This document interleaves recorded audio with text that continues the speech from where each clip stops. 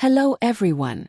Today we're going to explore how to enable Redwood Pages in Oracle HCM. Let's take the termination page as our example. First, we need to navigate to Setup and Maintenance. This is our Oracle testing instance. Now, we need to search for the task, Manage Administrator Profile Values. Go ahead and select the task. Next, we need to search for the code. Make sure to select the appropriate code.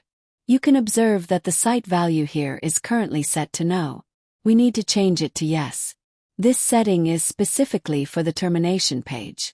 Now you can save and close this window. For the Resign from Employment page, we need to add an additional value. We'll need to set this to yes as well. By default, these pages will be disabled.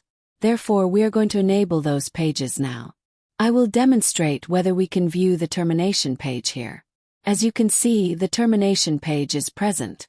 Let's check to see if it is Redwood enabled. No, this is not the Redwood page. I will select the Show More options. Let's sign out and sign in again. You can find a Terminate Employment option here. Let's check if this is Redwood enabled. Yes, see, now we have the Redwood page for Terminate Employment.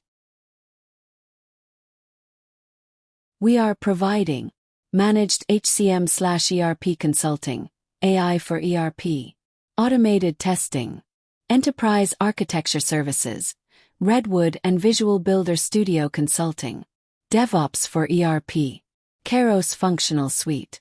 Thank you.